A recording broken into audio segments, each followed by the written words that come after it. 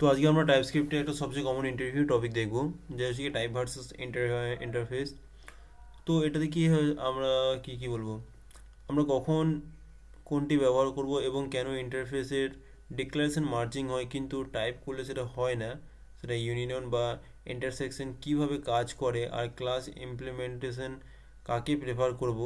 So এইসব আমরা আজকে ভিডিওটাতে ক্লিয়ার করব। তো চলো, প্রথমে আমি কোডটা করে নিই, কারণ কোডে আমার টাইম বেশি লাগে। তো আমি প্রথমে কোডে টাইপ করি, দেন আমি তোমাদেরকে বলছি। তো কোড ডান। তো চলো এবার বোঝাই ব্যাপারটা, আমি কি করলাম কি না করলাম। তো প্রথমেই union versus union plus narrowing within এটা কীভাবে কী ব্যবহার করবো না করবো। তো প্রথমে আমরা একটা ওয়ার্কিং টাইপের কাইন্ড ফ্রেডেক্স ওয়ার্কিং নিয়েছি, যেটা হচ্ছে ওয়ার্কিং নিয়েছি, যেটা টাইপ হচ্ছে আমার স্ট্রিং টাইপ। সো এখানে দেখো, এখানে কিন্তু নেম আছে, ঠিক আছে, এখানে নেম আছে কিন্তু স্লট নেই। সরি, আমার এই লাইনটা বলতে হচ্ছে, এখানে দেখো নেম আছে কিন্তু আমার কোনো রকম স্লট নেই, ঠিক আছে। তো ওটার জন্য একটা শিডিউলিং টাইপ বানালাম, যেটা হচ্ছে যে কাইন্ড ফ্লেক্স। আর এটা হচ্ছে যে শিডিউলিং একটা নিয়েছি। তো কাইন্ডে কী টাইপের, সো একটা শিডিউলিং নিলাম এবং আমি এখানে নেম অ্যাড করলাম প্লাস স্লট। তো এখানে যেমন দেখতে পাচ্ছ নেম আর স্লট, আমি একটা নেম নিয়েছি। তো এটা যে কেউ খুশি নাম নেওয়া যেতে পারে, যেমন আমি রাজ নিচ্ছি। তো হ্যাঁ, এবার কি হচ্ছে,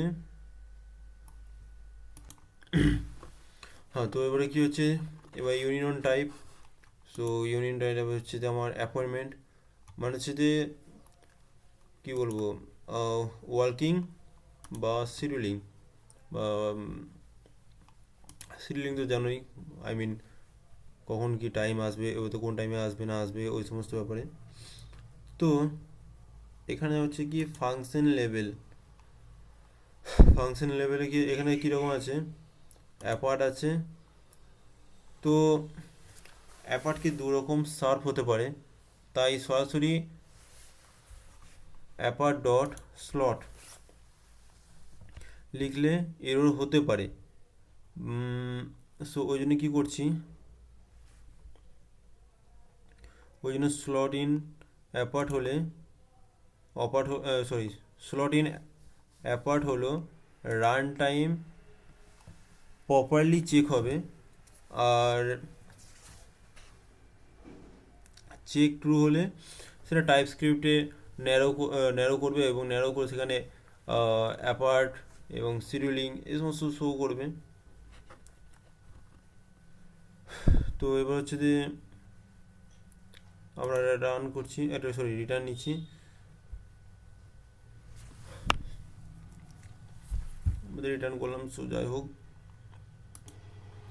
সো এখানে ব্যাপারটা হচ্ছে কি, অনেক সময় কেউ যখন স্লট ফুল হয়ে যায়, তো যে কারণে আমরা হেঁটে গিয়েও ওদের নাম লেখানো হয়।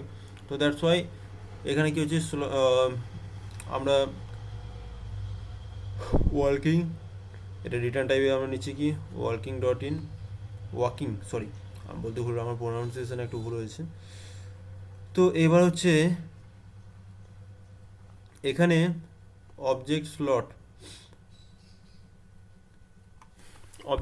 আছে, তাই ইন ব্রেঞ্চ চলবে, যেটা আউটপুট হচ্ছে দেখি টাইম 10:30।